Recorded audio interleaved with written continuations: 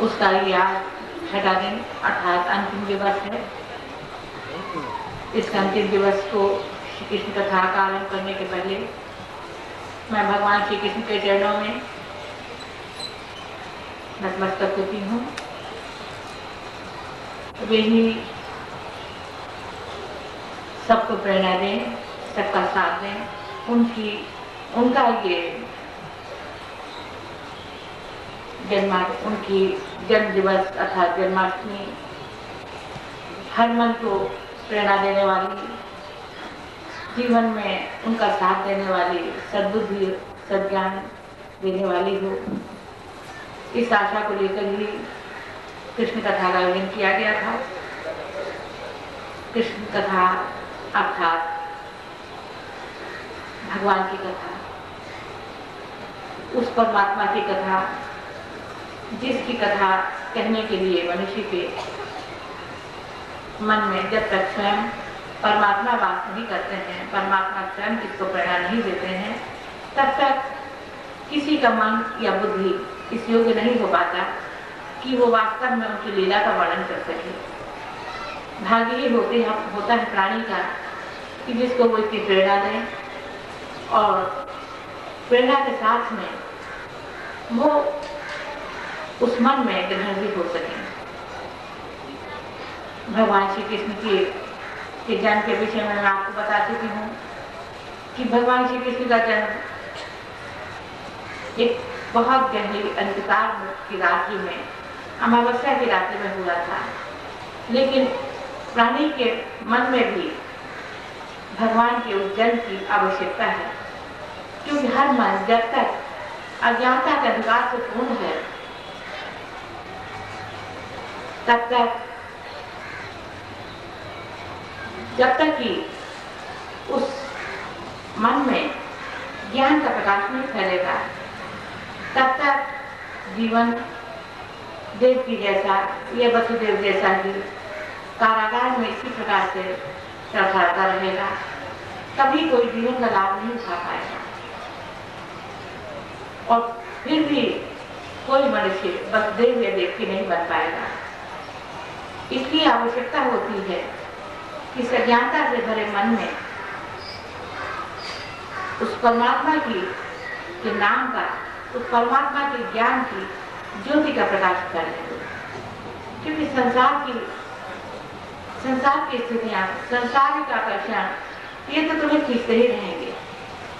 इससे तो कभी मन खाली नहीं होगा, लेकिन इससे जीवन कभी शांति नहीं पाएगा, सुख नहीं पाएगा। ये हमेशा वैसा ही रहेगा जैसा एक कारागार में रहने वाले व्यक्ति का होता है, जहाँ हर व्यक्ति के जीवन पर कुछ न कुछ, किसी न किसी प्रकार की शक्तियाँ पहरा देती रहती हैं। और जब हम सही प्रकार से जीवन को जी नहीं पाते हैं, हमारे जीवन पर जब पहली प्रहार देते रहते हैं, अपनी इच्छा से मनुष्य कुछ कर नहीं पाता है, एक चाहे दूसरे के बंधन में बंधा रहता है, चाहे जीवन में अपने शरीर के मन बुद्धियों के बंधन से बंधा रहता है।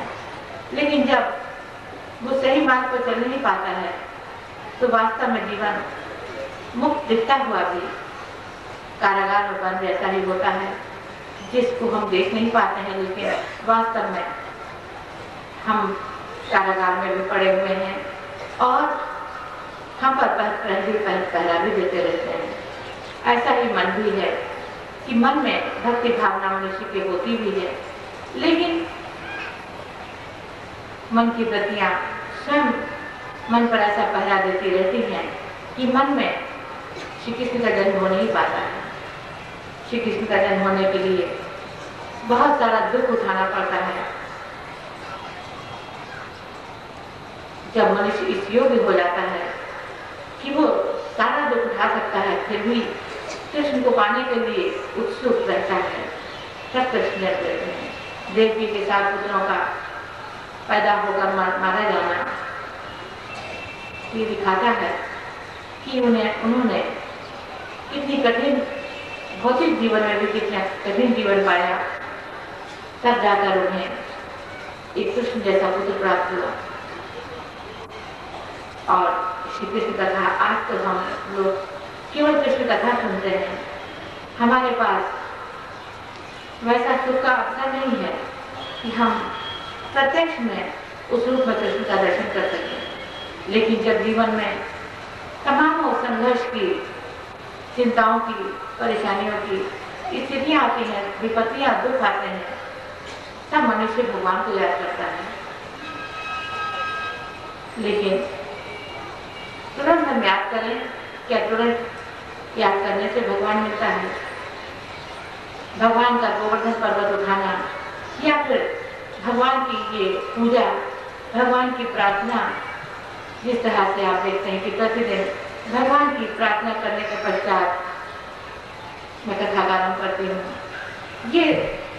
ये सीखने योग्य होता है कि मनुष्य को हमेशा ही कोई भी शुभ कार्य करने के पहले और वैसे भी जीवन का आरंभ करने के पहले, प्रातःकाल होते समय, दैनिक दिनचर्या का आरंभ करने के पहले पहला प्रणाम मैंने आपसे कहा था कि भगवान को करना चाहिए।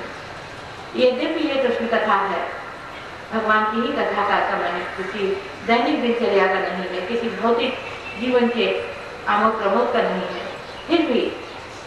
फिर भी भगवान का स्मरण करना सबसे पहले आवश्यक होता है। क्योंकि हम जिस संसार में जिस कार्य को लेकर आगे बढ़ते हैं, वो समय भी ऐसा ही समय होता है जब मनुष्य पर कोई स्थिति मनुष्य के जीवन में सामने आ सकती है।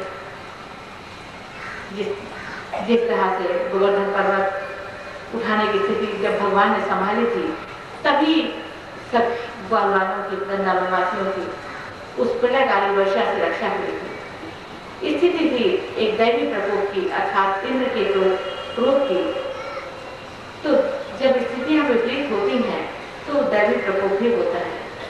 जो दैविक भौतिक ताप, 3 प्रकार के ताप होते हैं, दैविक और भौतिक। जो देह के अपने ताप होते हैं, कष्ट होते हैं।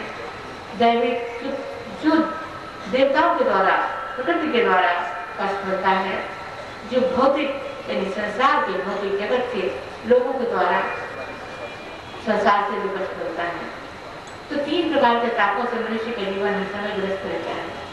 और इन तीनों प्रकार के तापों से मुक्ति के लिए साधन है केवल ईश्वर का नाम, ईश्वर का चिंतन, ईश्वर की पूजा, ईश्वर की भक्ति। और उस भक्ति के लिए, पूजा के लिए कोई क्षण विशेष, समय विशेष, कोई तरीका विशेष नहीं। वो तो उन्मुक्त रूप से हर समय स्मरण में रह सकता है। लेकिन भजन पूजन का, प्रार्थना का विधान इसीलिए रखा गया कि कम से कम हम अगर एक भजन को भी गाते हैं तो ये भजन, मैंने आपको जैसा बताया, नाम भजना, नाम का खूब अंदर ही अंदर हम स्मरण करते हुए भजे या मुंह से भजे।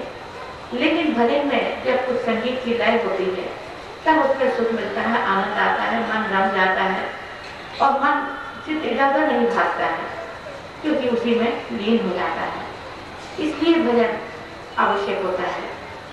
तो जब भजन होता है तो भजन के द्वारा भी भजन वही होता है कि जो ईश्वर के से प्रार्थना के रूप में होता है, जिसे ईश्वर की प्रार्थना के रूप में किसी न किसी प्रकार से गाया जाता है, जिससे ईश्वर को पुकारा जाता है। मेरा ये भजन भी कि हे कृष्ण मुरारी आ जाओ, गोवर्धन धारी आ जाओ, ये भी एक वही पुकार है जो कहती है कि अब समय, जब आज के युग में मनुष्य के जीवन में हर समय विपत्ति का रहता है, कौन किस समय किस विपत्ति में पड़कर कहाँ क्या उसके जीवन में स्थिति आ जाए कोई नहीं जानता।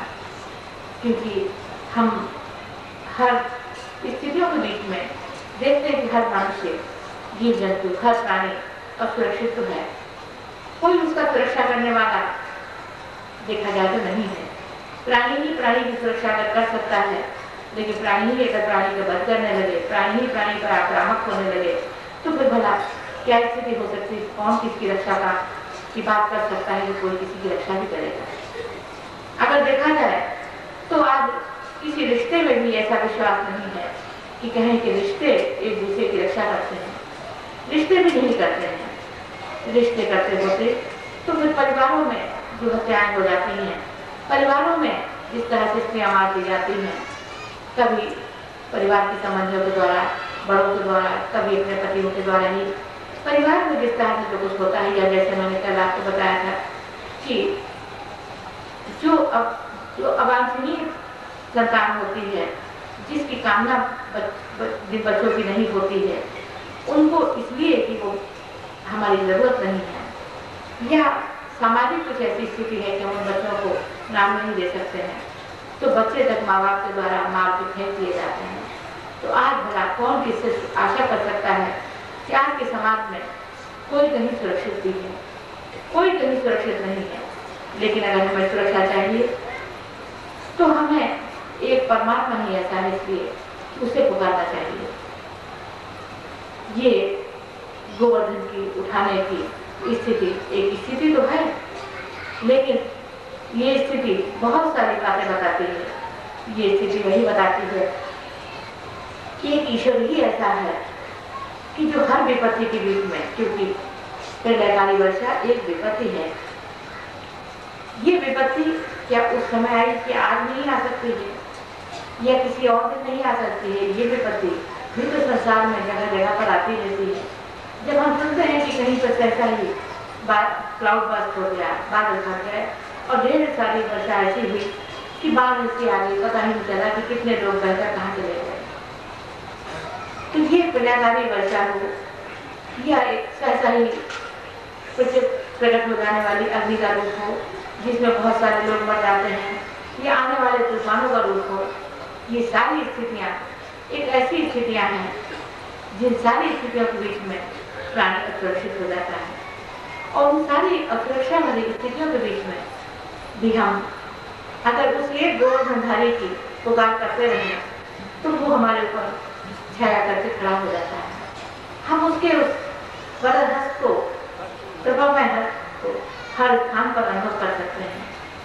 इसलिए हमें मुक्त मन से, बिना संकोच के जब प्रार्थना होती है, मुक्त मन से सभी को प्रार्थना करना चाहिए, क्योंकि ये विपत्ति किसी एक जीवन पर नहीं आती है, हर जीवन पर आ सकती है।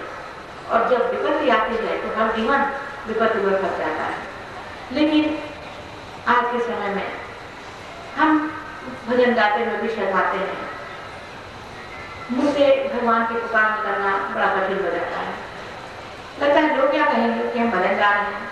हम जैसे समाज में रहते हैं, सब लगता है वो इतना बड़ा सभ्य समाज है, इतना बड़ा आधुनिक समाज है, इस बीच में फिल्मी गाने गाओ तो ठीक है।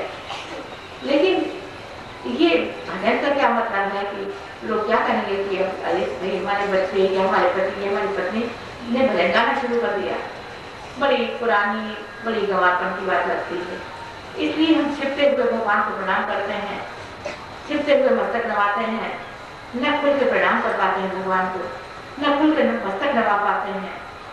सबको प्रणाम कर लेते हैं, सबको मस्तक नवा लेते हैं, सबके चरण छू लेते हैं, लेकिन उस परमात्मा के चरण छूने में मनुष्य अपने आप को आधुनिकता से गिरा हुआ मानता है।